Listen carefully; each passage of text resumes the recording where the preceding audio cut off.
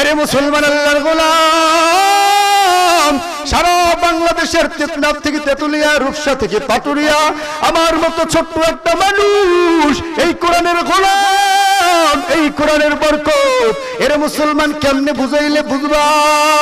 এই তো কয়েকদিন আগে এই দূরত্ব ভারত বর্ডারের কাছে শেরপুরে নন্নি নালিতাবাড়ি প্রোগ্রামে গিয়েছিলাম। সেখানে আহারে কামরুল ইসলামের কথাও শুনেছি। বাংলাদেশের ভিতরে যত ফাঁসির কাস্টে ইসলামের সৈনিকদেরকে ঝুলানো হয়েছে প্রত্যেকটা মানুষ ছিল কোরআনের খাদেম, ঠিক কিনা? তাদের কোনো দোষ নয়, একটাই দোষ, একটাই দোষ। কি দোষ? একটাই দোষ হলো আহারে complete code of life. Islam is the complete code of life. এই নিজামে হায়াত জীবন ব্যবস্থায় কোরআনকে মেনে নিয়ে মানুষের মাঝে কোরআনের প্রচার করার কারণে তাদেরকে ফাঁসির কাস্টে ঝুলিয়েছে। শেষ পর্যন্ত আল্লামা সাঈদীকে যখন ফাঁসির কাস্টে ঝুলানো হওয়ার কথা বলেছিল, একজন নয়, দুইজন নয়, বাংলাদেশ থেকে প্রায় 150 মানুষ শহীদ হয়েছে। কথা বলেন ঠিক কিনা? আমরাও তো দেখেছি তোমাদের ফাঁসির কথা ঘোষণা করা হয়েছে, কই একটা লোক তোদের কথা কুকুরও গলায় ফাঁসি দেয় রে। কথা বলেন ঠিক কিনা? অথচ কোরআনের পাখির ফাঁসির রায় হওয়ার সাথে সাথে বাংলার প্রত্যন্ত অঞ্চল থেকে হাজার হাজার লক্ষ লক্ষ কোটি কোটি মানুষ সাঈদীর পক্ষে আন্দোলন করেছে, ঠিক কিনা? এটা তো মিথ্যা নয় মুসলমান। একমাত্র কারণ মুসলমান টাকার পিছনে দৌড়ায় না, মুসলমান আল্লাহর কোরআনকে ভালোবাসে। সাঈদীকে কারা কারা ভালোবাসে? তুমি হায়াত আল্লাহকে দেখাও। লিল্লাহ তাকবীর। কোরআনের পাখি আজ দিয়ে গেল ফাঁকি, ফিরে আর আসবে না যতবার ডাকি। কোরআনের পাখি আজ দিয়ে গেল ফাঁকি, ফিরে আর আসবে না যতবার ডাকি। আল্লাহু আকবার। এই সাঈদী সব কোথায় আছে বলুন তো? জান্নাতের বাগানে। কথা বলেন ঠিক কিনা? আমরা এটাও দেখেছি আল্লামা সাঈদীকে যখন 20 প্রয়োগ করে যখন মৃত্যুদণ্ড দিয়েছে, এরে মুসলমান আল্লাহর গোলাম বেশি দিন আর লাগে নাই। ওই তো বলেছিল ফয়জুল করিমকে যখন রক্তাক্ত করেছিল তখনও বলেছিল হাসিনা তোমার সময় শেষ, কারণ আল্লাহ পাক ছাড় দেয় কিন্তু ছেড়ে দেয় না, ঠিক কিনা? এজন্য আমাদের প্রধান অতিথি বলেছিলেন শাহ আলম বকশী সাহেব, তিনি আমাদের ভবিষ্যৎ। এই গাজীপুরে যদি তার মতো ব্যক্তি এমপি হয়, মন্ত্রী হতে দেরি লাগবে না, ঠিক কিনা? কারণ মিল ইন্ডাস্ট্রি এলাকা, এখানে যদি কেউ এমপি হয় আর তার যোগ্যতা যতটুকু দেখছেন আপনারা, তাতে করে মন্ত্রী পদ পাইতে সময় লাগবে না, ঠিক কিনা? তিনি বলেছিলেন রক্তে রঞ্জিত পথ আমরা অতিক্রম করেছি, শহীদের রক্তের বিনিময়ে আজকে বাংলাদেশে বিজয়ের পতাকা উড়েছে, ঠিক কিনা? এজন্য রক্তে রঞ্জিত হবে জমিন, সত্যের ঝান্ডা রবি উদ্দিন। রক্তে রঞ্জিত হবে জমিন, সত্যের ঝান্ডা রবি উদ্দিন। তপ্ত আগুন এই জ্বলবে বুকে, বিদ্রোহ প্রতিবাদ উঠবে মুখে। তপ্ত আগুন এই জ্বলবে বুকে, বিদ্রোহ প্রতিবাদ উঠবে মুখে। বাতিলেরা যেখানেই হবে ক্ষুব্ধ, বাতিলেরা যেখানেই হবে ক্ষুব্ধ, আল্লাহর নামে সেটা হবে যুদ্ধ, ঠিক কিনা? আল্লাহর নামে যুদ্ধে যাইতে চাই তো চাই না? চাই কি চাই না? আল্লাহর নামে যুদ্ধে যাইতে চাই কি চাই না? এরা মুসলমান সংক্ষেপে বলতে হবে, কারণ ভূমিকা নেওয়া যাবে না। আপনারা জানেন নবীজির সাহাবী হযরতে হানজালা। কথা বলেন ঠিক কিনা? আরে মুসলমানের গোলাম হানজালা রাদিয়াল্লাহু তাআলা বাসর রজনীতে বিবির সাথে বাসর ঘরে গিয়ে যখন সহবাস করার পরে যখন নাপাক অবস্থায় খবর আসলো, এরে কি আছো দুনিয়ার মধ্যে? এরে যেই নবীকে না বানাইলে কিছুই বানাইতো না, নবী আমার না,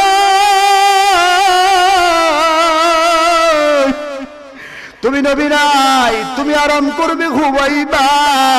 খবরটা যখন হানজালার কানে যায়, হানজালা বিবির কাছে গিয়ে বলে, ও প্রাণের বিবি,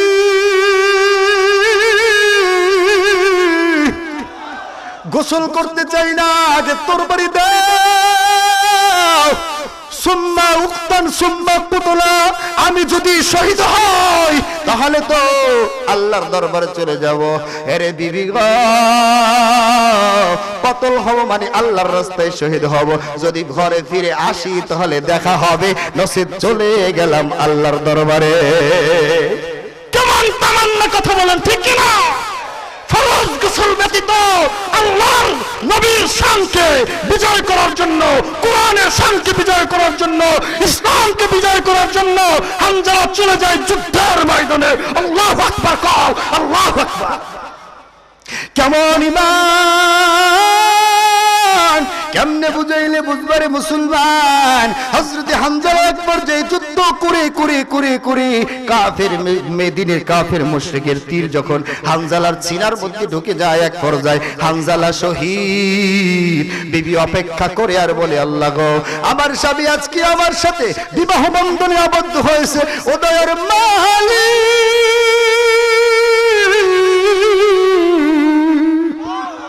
বেশি কিছু চাই না, দয়ার আল্লাহ আমার স্বামীকে তুমি শহীদ না করে গাজী বানায়া ফিরাইয়া দাও।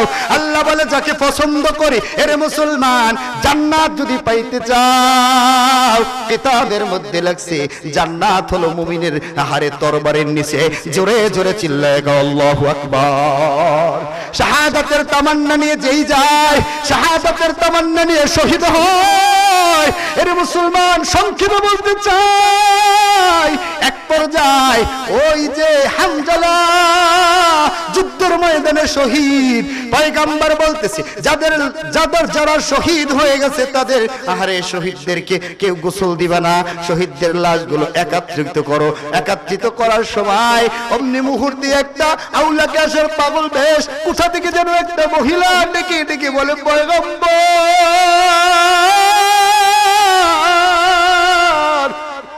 শুনেছি আমার প্রাণের স্বামীও শহীদ হয়ে গেছে গো পয়গম্বর, সবাইকে গোসল ছাড়া কবর দেন, আমার স্বামীকে গোসল ছাড়া কবর দিবেন না, কারণ আমার স্বামী নাপাক। ফরজ গোসলের জন্য গোসল করতে গিয়ে যখন খবর শুনে, কার জন্য বেঁচে থাকবি, পয়গম্বর তো শহীদ।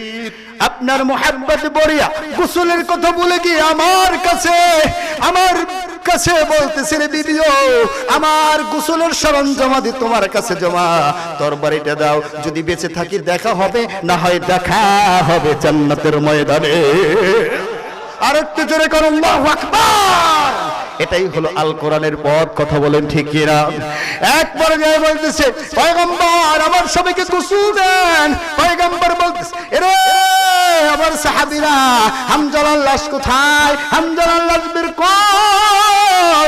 এক পর্যায়ে দেখতেছে হামজালার চেহারা দিকে তাকাইয়া দেখতেছে, হামজালার চুলের গোড়া গোড়া বেবে, দাড়ির গোড়া গোড়া, দাড়ির আগা বেবে, গাও বেবে, এক কথায় আহারে তার সমস্ত শরীরে পানি বেবে জমিনের মাটি স্পর্শ করতেছে। সাহাবায়ে কেরামদেরকে ডেকে ডেকে বলে, এ আমার সাহাবীরা দেখো, আল্লাহ তো বলেন, ইউকাতিলুনা ফি সাবিলিল্লাহ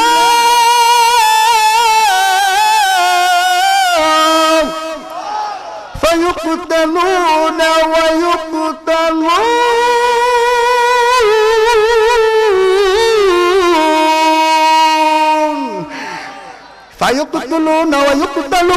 এর মুসলমান হয়তো বা বাঁচবে, না হয় মরবে, আল্লাহর রাস্তায় সংগ্রাম করবে মুমিনরা, কথা বলেন ঠিক কিনা?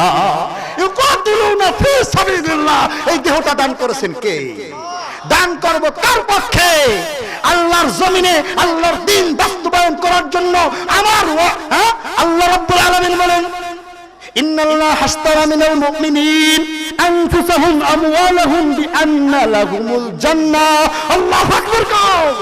জান মাল সব আল্লাহর রাস্তায় কুরবানি যে ব্যক্তি করবে, আল্লাহ বলেন বিআন্না লাহুমুল জান্নাহ, আমি আল্লাহ বিনা হিসাবে তাদেরকে বিআন্না লাহুমুল জান্নাহ। আল্লাহ রাব্বুল আলামিন বলে এমন একটা ব্যবসা, যেই ব্যবসাটা হলো তোমার জান আর মাল। ইন্নাল্লাহ হাশতারা মিনাল মুমিনিন, নিশ্চয়ই হে মুমিনেরা এমন একটা ব্যবসা করবা না, আমওয়ালাহুম বিআন্না লাহুমুল জান্নাহ, তোমার জান এবং মাল আমার রাস্তায় দিবা, আমি আল্লাহ রাব্বুল আলামিন জান মালের বিনিময় তোমারে জান্নাত দান করে দিব। হযরত হামজালা সাহাবায়ে কিরাম ডেকে ডেকে বলতেছে, সাহাবারা দেখো আমার হামজালা বাসররাত করার পরে গোসলের কথা বলিয়া আমার হামজালা আল্লাহর রাস্তায় চলে গেছে, শহীদ হয়েছে। দেখো আল্লাহ ঘোষণা করেছে শহীদেরা কোনোদিন মরে না। দেখো দুনিয়ার সাধারণ কোনো পানি না, আল্লাহ আসমান থেকে ফেরেশতা দিয়া আমার হামজালাকে গোসল দিতেছে। আল্লাহু আকবার। এই দিনের রাস্তায় শহীদ হব, মরলে শহীদ, বাঁচলে গাজী, উভয় পক্ষে আল্লাহ রাজি। এই পথে আমরা শহীদ হতে চাই। কারা কারা দুটো হাত আল্লাহকে দেখায়।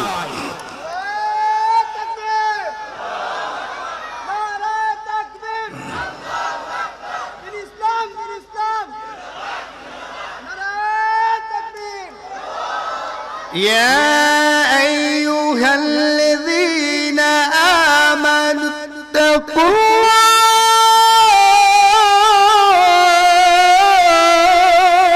الله وكونوا مع الصادقين।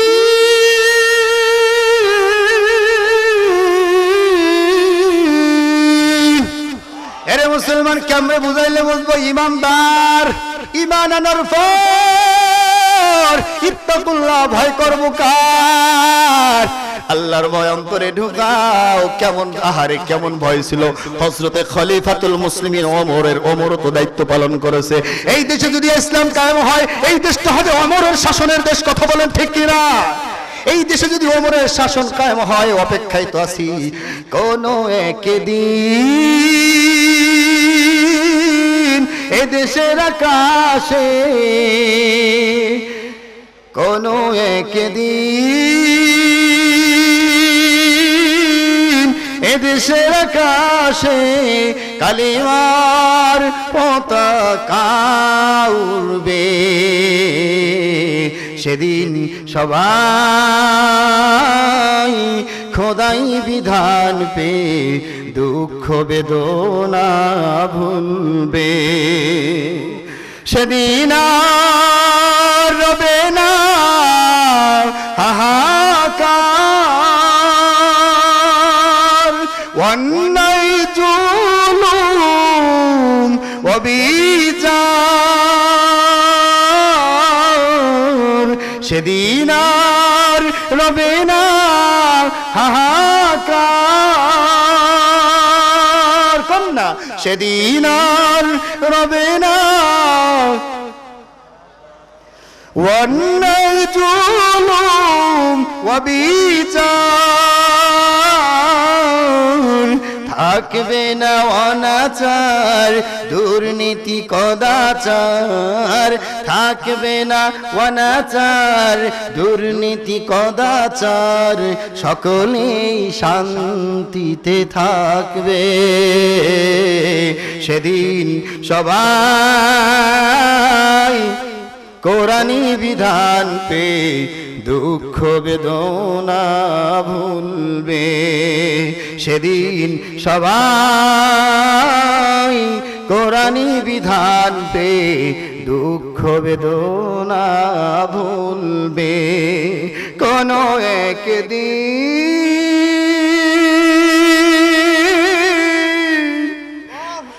এ দেশের আকাশে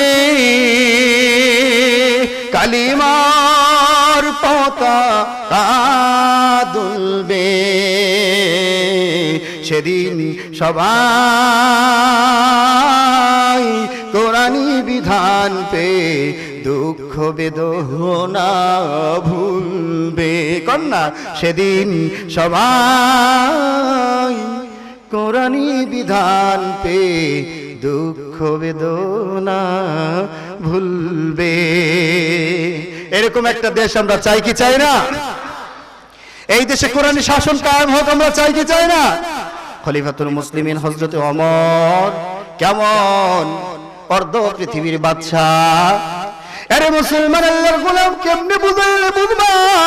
দিন কায়েম যখন হবে তখন আমরা মায়ের কোলে শিশু যেরকম নিরাপদ, আমরাও সেরকম নিরাপদ হয়ে যাব। কথা বলেন ঠিক কিনা? চান্দাবাজ আর ধান্দাবাজ বাংলাদেশে 5ই আগস্টের পর বেড়েছে না কমেছে? আরে আগে তো ডাকাতি হয়তো রাস্তায়, এখন মুরগির খোপের মুরগি খোঁজ করা লাগে 7টা নাকি 6টা। মুরগির খোপের মুরগিও চুরি হয়ে যায়, এমন চুরি ডাকাতি বেড়েছে, কথা বলে ঠিক না? যেই দেশে কোরআনের রাজ কায়েম হবে, মুরগির খোপের মুরগির চিন্তা করা লাগবে না। শুধু কি তাই, দরজা খোলা রেখে জানালা খোলা রেখে নিশ্চিন্তায় ঘুমাবে, কোনো দুশ্চিন্তা হবে না, ঠিক কিনা? হযরত ওমর এক পর্যায়ে তাঁবুর কাছে গিয়ে দেখতেছে একটি মহিলা কান্নারত অবস্থায় সন্তানদেরকে ঘুম পড়াইতেছে আর বলতেছে 3 দিন পর্যন্ত খানা নাই। এই দেশে ওমর আছে, যদি থাকতো তাহলে খানা পাইতাম। এক পর্যায়ে ওমর রাষ্ট্রীয় কোষাগার বাইতুল মালে গিয়া বলে, আসলাম তুমি আমার মাথার উপরে একটা বস্তা দাও, আটার বস্তা আমার মাথায় তুলে দাও। আসলাম বলে, খলিফাতুল মুসলিমিন আপনার মাথায় কেন আটার বস্তা দিব? বলে, খলিফাতুল মুসলিমিনকে বলার সঙ্গে সঙ্গে বলে, তুমি কি জানো আমার রাজ্যে আহারে তাঁবুর ভিতরে 3 দিন পর্যন্ত অনাহার, খানা নাই, সন্তানদেরকে ঘুম পড়াইতেছি, মাত্র পানির ভিতরে, গরম পানির ভিতরে পাথর জাল দেয়, বলে খানা হইলেই তোমাদেরকে ডাকবো। হযরতে ওমর কান্না করে আর বলে, তুমি আমার মাথায় তুলে দাও।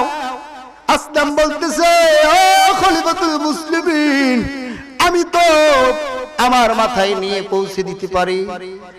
খলিফা বলতেছে, একে তো অন্যায় করেছি, দ্বিতীয়ত তুমি আমার বোঝা মাথায় নিয়ে আবার পাপের বোঝা ভারী করতে যাও। অর্ধেক পৃথিবীর বাদশা, আল্লাহু আকবার কও। আর আপনার আমার মেম্বার চেয়ারম্যানদের ভাব দেখলে কাছে যাওয়া যায় না, কথা বলেন ঠিক কি না? সব পাইলাম কিন্তু আমার কম্বলটা পাই না।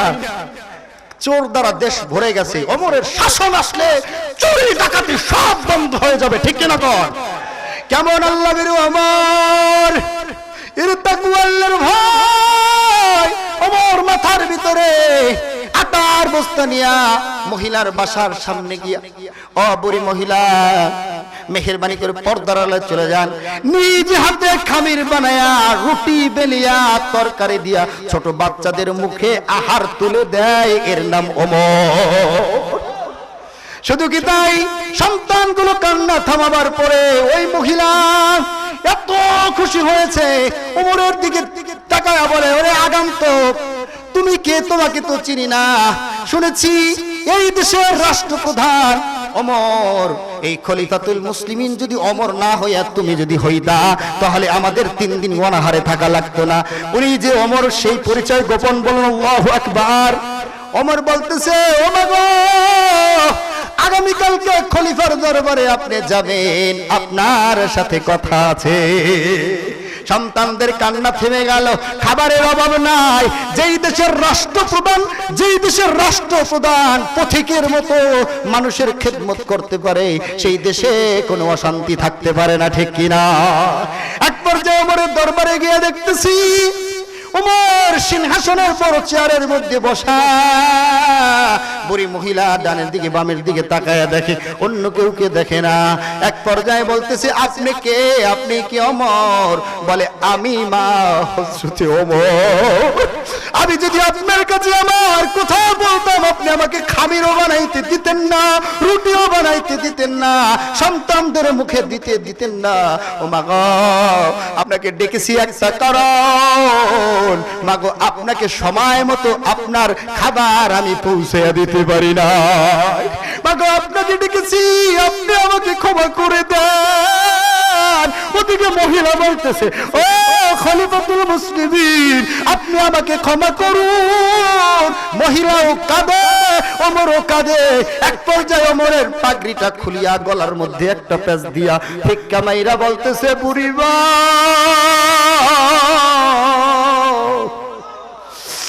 আপনি আমাকে পাপের শাস্তি দেন, কারণ আল্লাহর শাস্তি বড় ভয়ঙ্কর।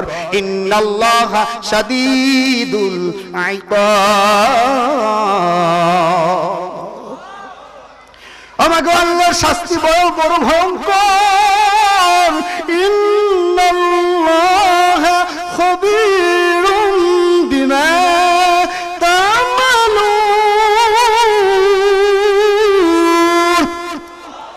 ও মাগো, আল্লাহর কাছে কোনো কিছুই গোপন থাকে না।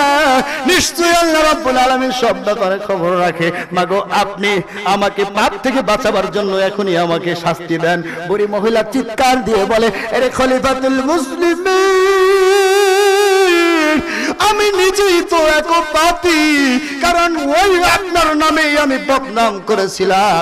আপনি আমার শাস্তি না দিয়া বরং নিজেকে আসামি করছেন।